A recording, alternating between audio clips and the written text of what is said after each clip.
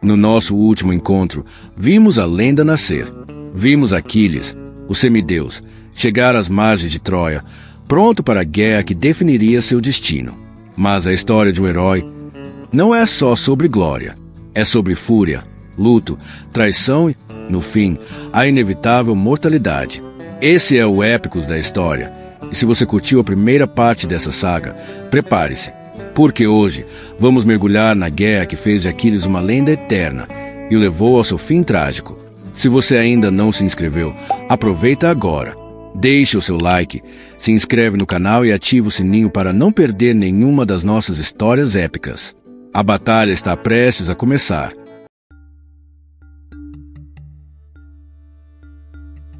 Troia não era uma cidade qualquer. Era uma fortaleza lendária, com muralhas tão altas e grossas que pareciam tocar o céu.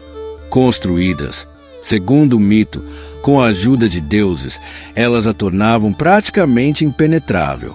E a cidade era rica, poderosa, governada pelo velho rei Príamo, defendida por seu filho mais velho e maior guerreiro, o nobre Heitor. O exército grego, por sua vez, era uma massa de heróis e guerreiros de toda a Hélade, todos sob o comando de Agamenon, rei de Micenas. Agamenon era ambicioso, orgulhoso e um tanto vaidoso. Ele uniu os gregos, mas sua liderança era marcada pela arrogância e não pela sabedoria. A guerra se arrastou por 10 longos anos. E não foi uma batalha constante. Foi uma série de ataques, tréguas, duelos e saques às cidades vizinhas, com o objetivo de enfraquecer Troia aos poucos. Mas, no meio de todo esse caos, havia um guerreiro que se destacava, e esse guerreiro era Aquiles. Ele era a lança afiada que abria caminho na defesa troiana, conquistando cidades inteiras com seus mirmidões e garantindo que o exército grego não se desintegrasse. Aquiles, o mais forte e o mais rápido, era a personificação da guerra. E isso lhe trazia glória, mas também colocava em rota de colisão com o próprio comandante-chefe, Agamenon.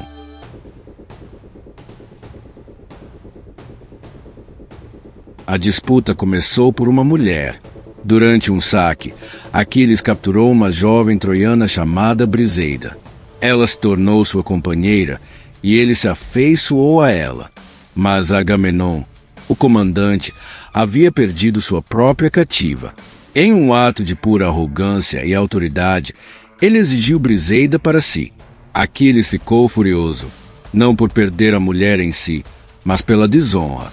Agamenon, seu líder, estava roubando algo que ele havia conquistado com a força de sua própria espada. Era um ataque direto à sua honra, ao seu valor como guerreiro. A disputa foi pública, acalorada. Aquiles, impulsivo e orgulhoso, ameaçou abandonar a guerra. O sábio Ulisses tentou acalmar a situação, mas foi em vão. Agamenon, cego pelo poder, cedeu e pegou Briseida, mostrando quem mandava. Humilhado e traído, Aquiles fez o impensável. Ele e seu exército, os mirmidões, se retiraram da batalha. A fúria dele não era um grito momentâneo, era uma decisão profunda. Aquiles se sentou na areia da praia, olhando o mar, e fez um juramento. Ele não voltaria a lutar até que os gregos fossem tão massacrados pelos troianos que Agamenon, desesperado, implorasse por sua ajuda. Sem Aquiles, os gregos começaram a perder. A guerra mudou de lado. Heitor, o guerreiro troiano, se tornou imparável, liderando seu exército e empurrando os gregos de volta para seus navios. O cerco de Troia, que durou 10 anos, estava a ponto de ser quebrado.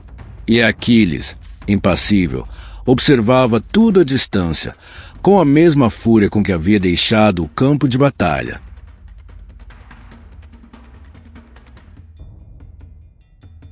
Nessa história de guerra e fúria, há um personagem que é a chave para o destino de Aquiles. Um amigo, um irmão, um companheiro de vida. Estamos falando de Patroclo. Patroclo não era um grande guerreiro como Aquiles. Na verdade, ele chegou a viver no exílio, depois de acidentalmente matar um colega em uma briga de criança.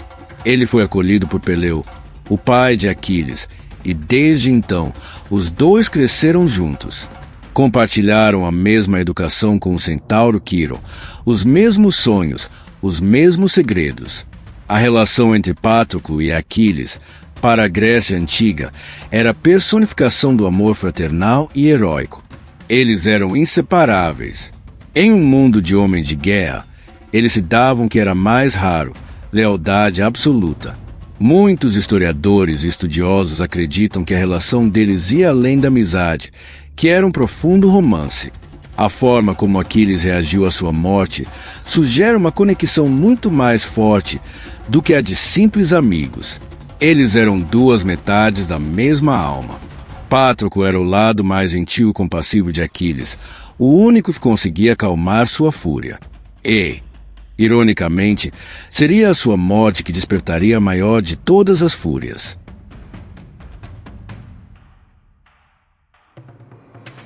Com os gregos à beira do desastre, Patroclo não aguentou mais. Ele implorou a Aquiles que voltasse para a batalha, mas o amigo se recusou. Patroclo, então, teve uma ideia desesperada. Ele pegaria a armadura de Aquiles, a armadura invulnerável, e se passaria por ele na batalha para assustar os troianos. Aquiles, com a fúria ainda presente, relutantemente permitiu, mas com uma condição. Patroclo deveria apenas espantar os troianos e não tentar lutar de verdade. Patroclo, no entanto, foi tomado pelo ímpeto da batalha. Ele lutou bravamente, empurrando os troianos para longe dos navios, mas foi confrontado pelo maior deles, o príncipe Heitor. Em um duelo fatal, Heitor matou Patroclo. Quando a notícia chegou a Aquiles, o mundo parou. Sua fúria contra Agamenon se esvaiu, dando lugar a uma dor indescritível e a um ódio tão profundo que fez os próprios deuses se assustarem. Aquiles não chorou, ele gritou, um grito que ecoou por todo o acampamento grego. O luto de Aquiles se transformou em uma sede de vingança. Ele aceitou uma nova armadura, forjada pelo deus Hefesto, mais gloriosa e resistente que a anterior, e voltou para a guerra. Não para defender a honra grega, mas para vingar a morte de seu companheiro. Ele era a tempestade em pessoa, uma força da natureza. Sua única meta era matar Heitor.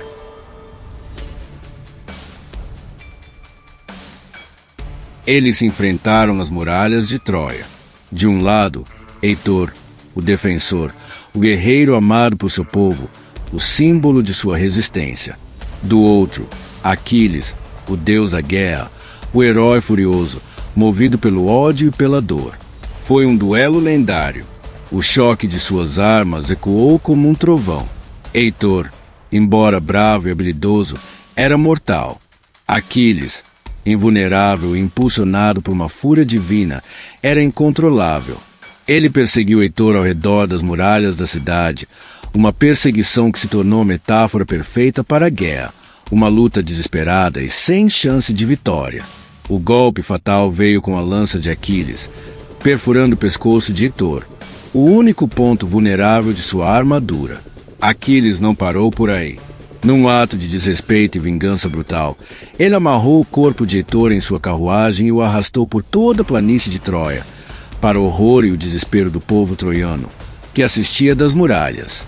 Somente depois de um apelo do rei Príamo, que implorou pela dignidade de seu filho, é que Aquiles, em um raro momento de compaixão, devolveu o corpo para que fosse devidamente cremado. A honra estava restaurada, a vingança estava cumprida, mas o preço foi alto demais.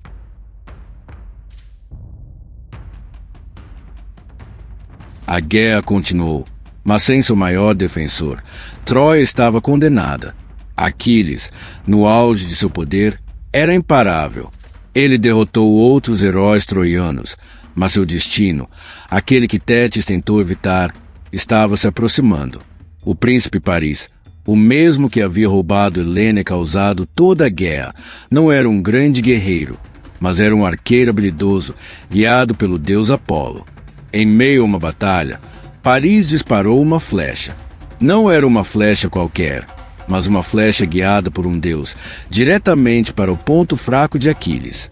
A flecha perfurou seu calcanhar, o único ponto não tocado pelo rio Estige. O veneno da ponta da flecha foi fatal. Aquiles, o maior dos semideuses, o herói que venceu inúmeras batalhas, caiu. Ele não foi derrotado pela força, mas pelo destino. O calcanhar, a sua única fraqueza, era a prova final de que, por mais poder que se tenha, a fragilidade humana sempre encontra um caminho.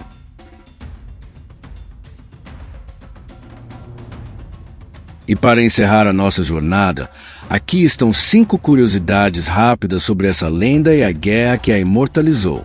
1. A profecia alternativa. Tétis sabia que Aquiles tinha 2 destinos: morrer jovem em Troia e alcançar a glória eterna, ou viver uma vida longa e anônima. Ele escolheu a primeira opção. 2. O duelo de Quíron. O centauro Quíron também teve um papel na morte de Aquiles. Ele ensinou Paris a usar o arco e flecha, sem saber que seu discípulo usaria essa habilidade para matar outro de seus alunos. 3. O cavalo de Troia. O famoso cavalo de Troia não foi uma invenção aleatória. Foi uma estratégia criada por Ulisses, o mesmo herói que desmascarou Aquiles, e foi o que finalmente permitiu que os gregos vencessem a guerra. 4. A morte de Agamenon. O líder dos gregos, Agamenon, não teve um final feliz. Ele retornou para casa após a guerra, apenas para ser assassinado pela própria esposa, Clitemnestra, em vingança pela morte de sua filha. 5. Aquiles na literatura e no cinema. Aquiles aparece principalmente na Ilíada, de Homero, que narra a guerra de Troia e os seus feitos, com destaque para sua participação e ira. Além disso, ele também é mencionado em Odisseia, de Homero, onde é descrito como um dos maiores guerreiros gregos. No cinema, já foi interpretado por Brad Pitt no filme Troia de 2004. A história de Aquiles nos ensina que a glória e a tragédia andam de mãos dadas. Ele viveu uma vida curta, mas tão intensa que se tornou imortal. E sua lenda, como as muralhas de Troia, permanece de pé até hoje. Se você gostou de mergulhar na saga de Aquiles, não se esqueça de deixar seu like nesse vídeo e de compartilhar com quem também ama a mitologia grega. E claro, se ainda não faz parte da nossa comunidade, inscreva-se no canal e ative o sininho para não perder as próximas histórias incríveis que vamos explorar. Obrigado por assistir e até a próxima!